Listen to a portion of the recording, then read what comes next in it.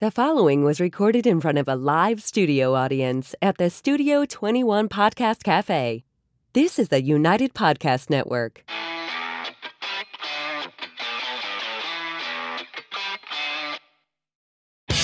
Welcome to Tell Us Why, a podcast for the financial freedom community. If you're looking to succeed in your quest for financial freedom, make sure you join us every week as we, along with our guests, discuss different stories of success, how they were achieved, and how you can do the same. And of course, we ask them to tell us why. Here are your hosts, Jack and Mike. Welcome to the Tell Us Why podcast. I'm your host, Jack Darrapple, here alongside my co-host, Mr. Michael Ketchen. How we doing? Not bad. How you doing? Good. Today we're talking with Sammy Warrayat. Sammy is the host of the Successful Millennials Podcast, where young American professionals struggling with the discipline needed for success come to learn and apply the knowledge they get. But before we bring Sammy in studio, Mike, what's going on these days? Pretty excited. We got the latest luxury Airbnb rocking and rolling. First booking's going live here. Oh, really? Yeah, Where is it? Bozeman, Montana. Oh, really? Am I going there? I think you're coming out with crazy. me. No yeah, big I deal. invited this guy to my house. I don't know what I'm thinking. So What an idiot. it's a tax write-off, so he'll buy the first round. What do you got cooking right now? I mean, if you look at me, if you're watching on YouTube, obviously I've been taking some boxing lessons, so Getting in shape? Health getting is after wealth? it. Oh, I All love right, it. I like love it. it. If anybody knows anything about how to set up a charity boxing match, ping me. Let me know. I'm in. I'm all in. I've done one day, and I'm already ready to fight I somebody. have people, like, have you met some of my buddies? Like, you got to be careful what you put out there in the world. I'm going to get my ass kicked, but Okay, I well, still want to do it. we're gonna set raise money that for up. charity. I'll get my ass kicked. I'll be reaching out to Shane immediately after the show. So we got a great guest today. I'm talking like 15 to 18 months out. 15? No, that's not what you said. Well, like 2023. You know what? We can do a cross promote with today's guest and his great podcast because the millennials will pay a lot of money with all the disposable income to see you get your ass kicked. I like it. I'm in. I think that's a great I'm one. in. All right, so I think that's exciting. I think should we bring him in? Let's do it. Let's do it. Are you sick of being treated like just another number by large insurance companies? Do you want a more personalized experience with somebody that you can trust? With Keith Monteith, that's exactly what you'll get. Keith is an experienced professional who can design an insurance plan tailored to fit your specific needs. With access to over 30 insurance carriers, Keith is able to shop numerous markets to find a price that works for you. So if you want an insurance agent that you can rely on and one that has your best interests at heart, then call or text Keith today on 978-241-2363. That's 978-241-2363. Keith Monty. He'll get you covered.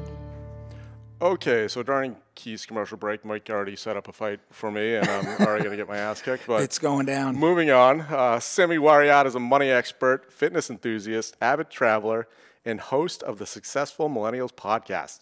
After having a data analytics career throughout his 20s, he left corporate America with a vision of helping others achieve financial independence and a successful overall life in health, relationships, and the purpose through discipline and grit rather than motivation, inspiration through his podcast and consulting services.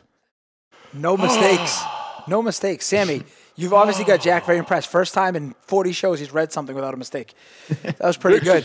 Thank you for being here, Sammy. It's the boxing, I think. Thanks for guys having me. Yeah, I was gonna say the I'm boxing in puts shape you now. I puts your can mind read. at ease. Yeah, Get my juices flowing in my mind. I can read now. I like it. You're all jazzed up.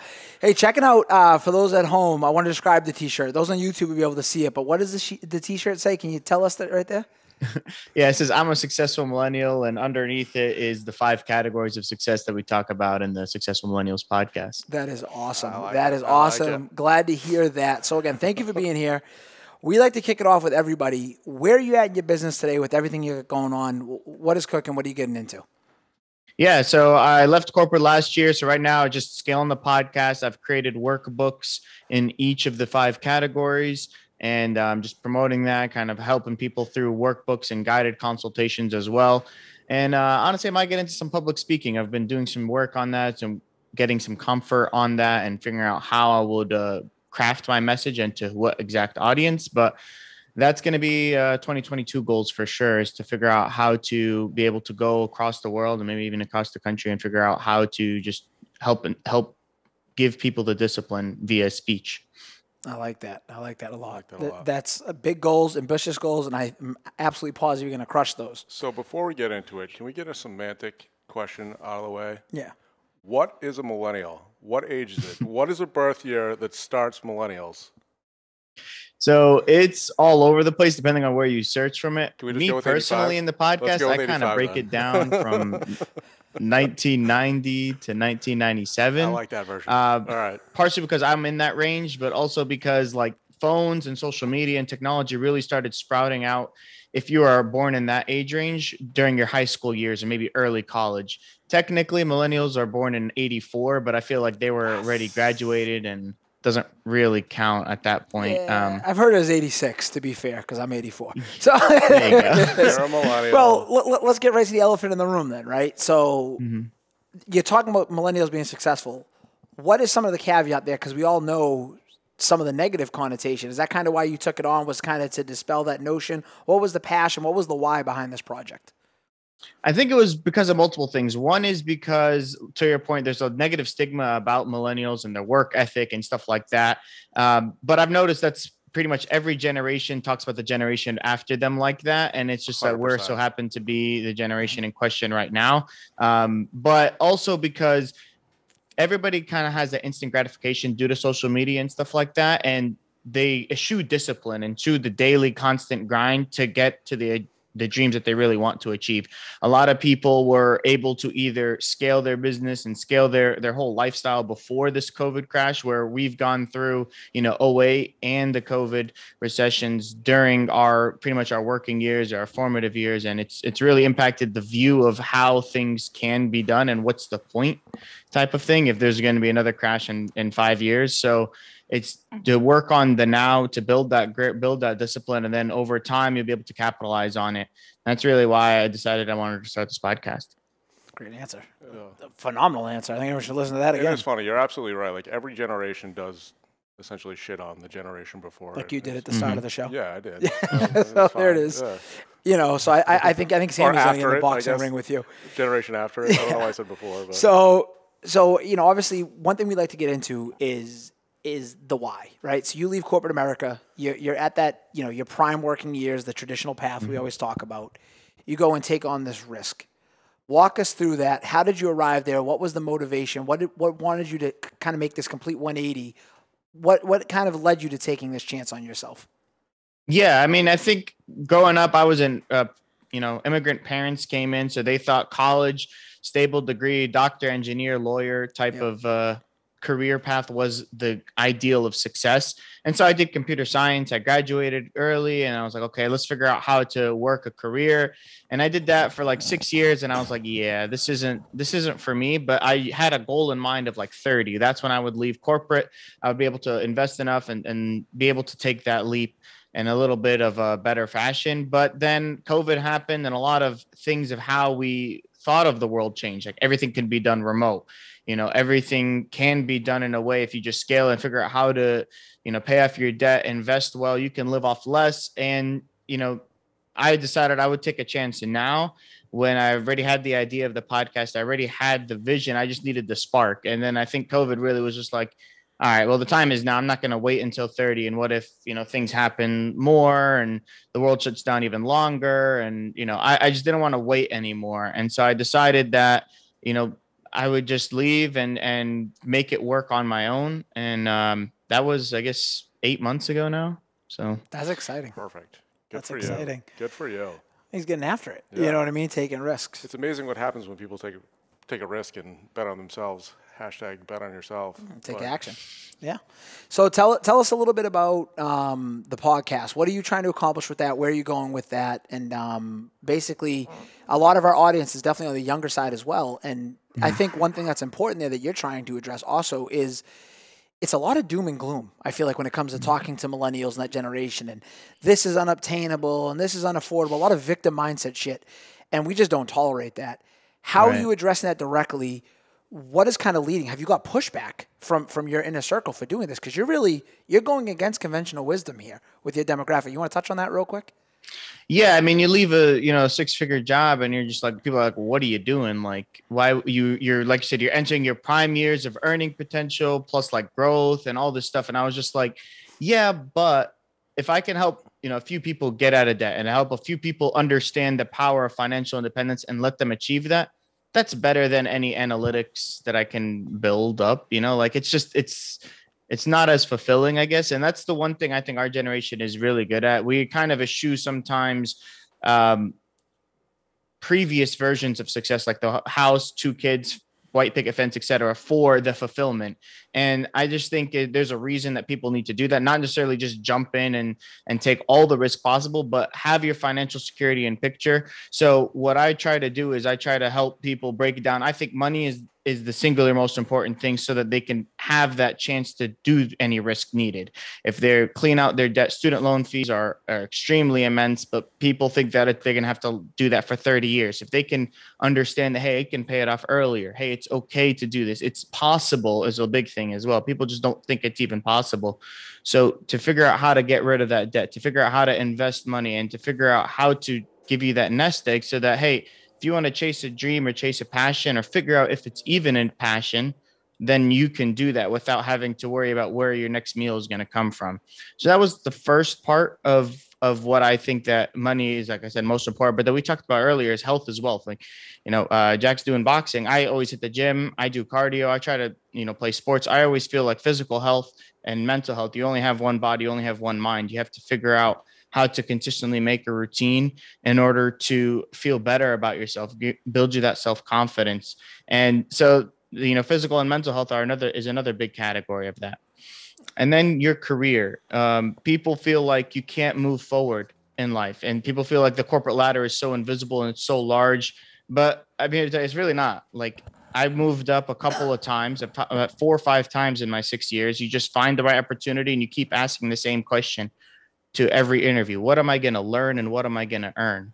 And those 2 questions have really helped me throughout deciphering what jobs to take and what opportunities are actually valid for me, not just whatever's right in front of you. So you figure out how to plot your career course, you can move up the corporate ladder and enjoy that process as well. So for those who don't want to take the entrepreneurship route, for those who want that safety net, there's a way to move up in that ladder as well. But it's really just, there's knowledge everywhere in social media and YouTube. And I try not to have my podcast too much on knowledge. It's more about how to apply it. It's about that discipline. It's about the tactics every day where, you're going to figure out how to have the information anywhere, probably free in most cases, but who's going to put you accountable to do that every single day? Because that's really what is going to change you from a matter of if you're going to be successful or not. I think that's the first time I've ever heard anyone say it, but I love it. It's what am I going to learn and what am I going to earn? I think that's great. And you also just said something else where we talk about, the phrase that we've talked about on here is financial literacy is the big one, right? Mm-hmm. But in reality, we need to shift in my opinion, shift the conversation from financial literacy to financial comprehension. Financial literacy is you know how to read. Financial comprehension is you know how to read and apply and understand, right? The comprehension piece.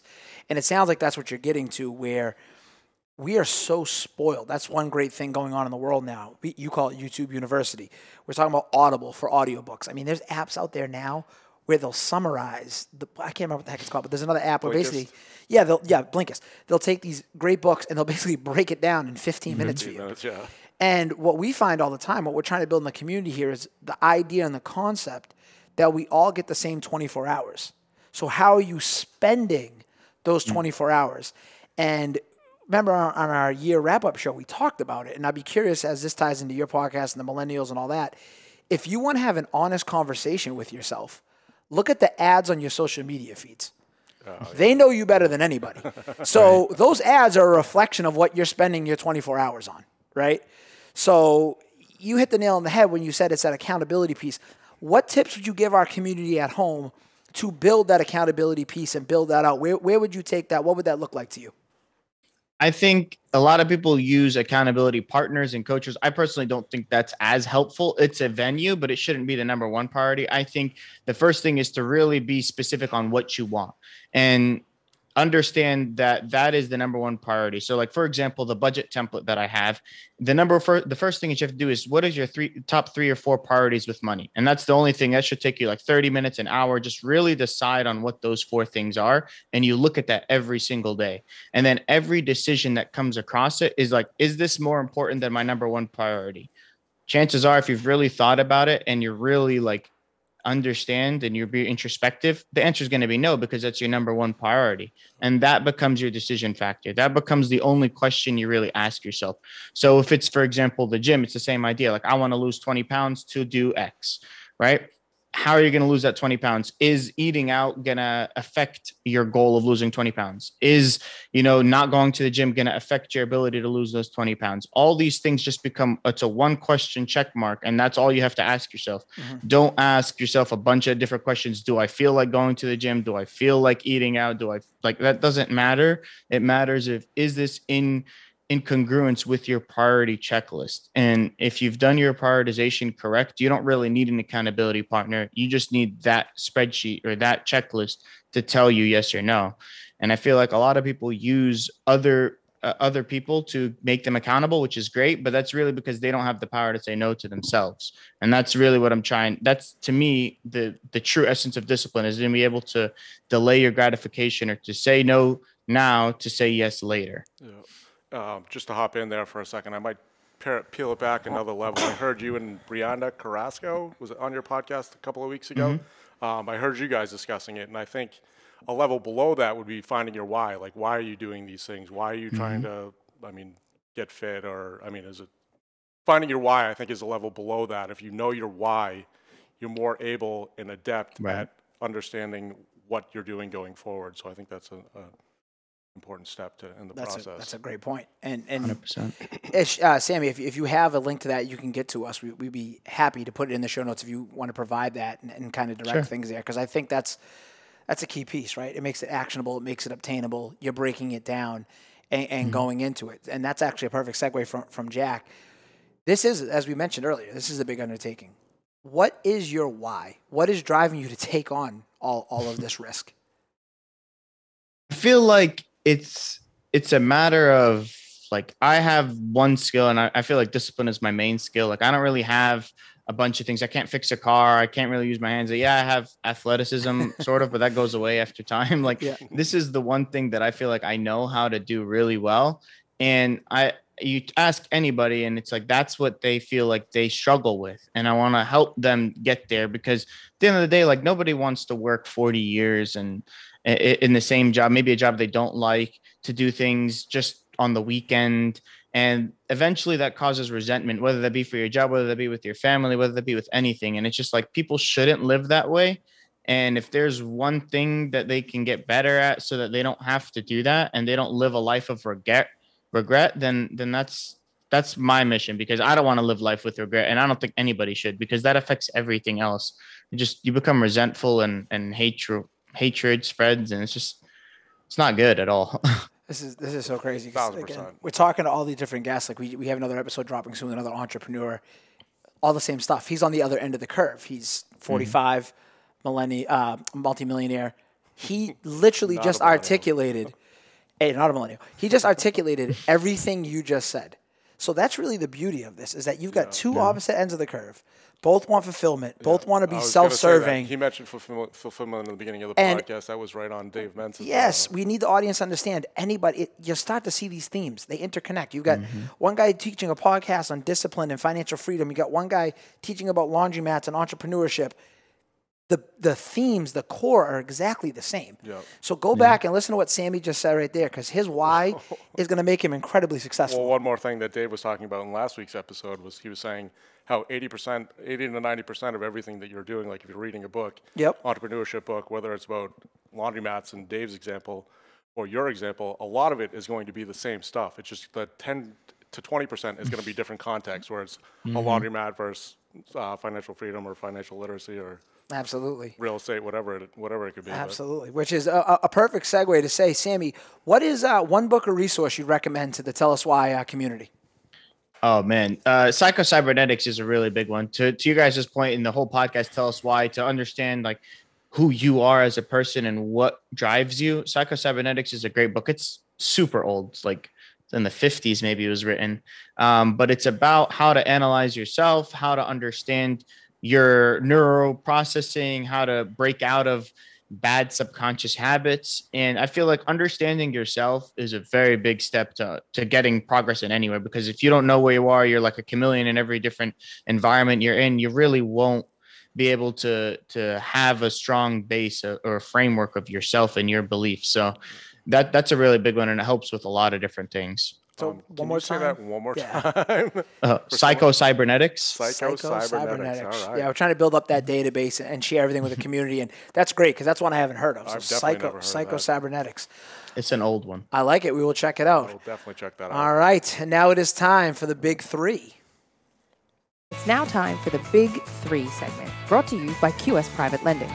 Are you looking to finance your next deal quickly and reliably with less hassle and paperwork? QS Private Lending is one of the oldest and largest hard money lenders to real estate investors in New Hampshire, Massachusetts, and Rhode Island. Our quick and simple short-term loans require no appraisals and have enabled hundreds of builders and investors to profitably acquire and renovate thousands of residential and commercial properties. To experience the QS difference for yourself, call or text Luke Conroy today at 315-323-0250. That's 315-323-0250. QS Private Lending.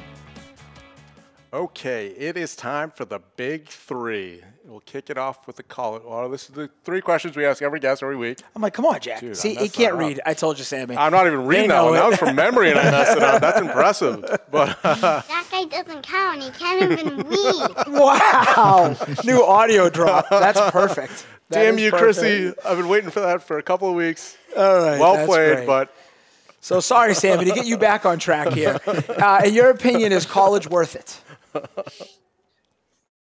If you do a correct major and ideally with limited or no debt, what I mean by correct is like, don't do liberal arts unless you're going to be an amazing actor. Yeah. Like if you don't know what you want, don't do college. Or if you don't know what you want, do something that like has a huge breadth. Like I didn't know what I wanted. So I did computer science, which can be applied in any industry in anything. Cause I was like, I'll figure it out after a few years and make money while doing it. Don't just take something that seems interesting, that has no career path.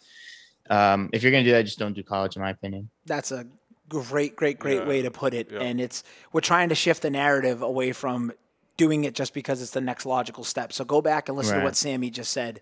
There's a bunch of actionable advice right there to unpack, which the next question is, what is one piece of actionable advice you go back and give to your 18-year-old self? Oof.